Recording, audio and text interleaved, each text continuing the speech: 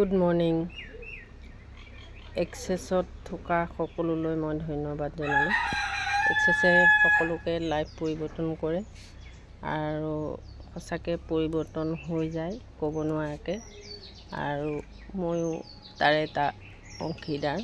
গতিকে মই এক্সেছ বাৰ ফেচিলেটৰ অলকা বৰুৱা। গতিকে সকলোৱে যিখিনিয়ে এক্সেছ কৰি আছে গম পায় যে এক্সেছে কেনেকৈ মানুহৰ লাইফটো ক'ৰ পৰা ক'লৈ লৈ যায়। এক্সেছ কৰি থাকক আৰু এক্সেছ কৰি নিজৰ জীৱনটো সুন্দৰ কৰক। মই আজি মোৰ মনটো ক'ৰবাৰ পৰা ক'ৰবালৈ লৈ অনাৰ মূল গুৰিটো হ'ল এক্সেছ। আৰু এক্সেছ ফাউণ্ডেশ্যন ক্লাছত আৰু বহুতো কিবা কিবি শিকি আহিলোঁ, আৰু ইমানেই ভাল লাগিলে জীৱনটো জীয়াই থাকিবলৈ যেন নতুন জীৱন এটা পালোঁ। গতিকে এক্সেছ বাৰ ছেশ্যন, এক্সেছ বাৰ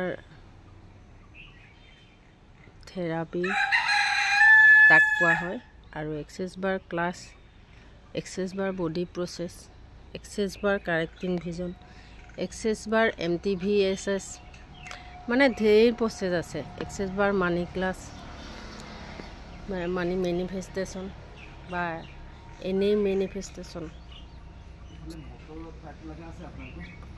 নাই, ধেৰ ক্লাছ আছে। সকলোৱে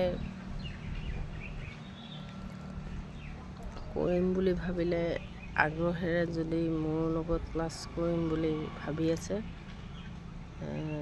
আগবাঢ়ি আহিব সকলো। যি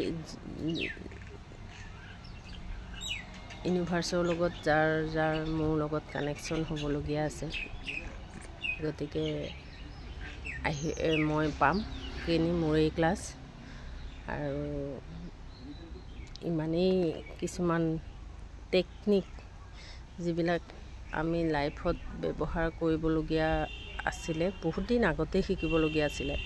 এতিয়া লাইফৰ পিছৰ পিনে শিকিলেও হয়তো যিখিনি দিন থাকিম ভালকৈ থাকিব পাৰিম।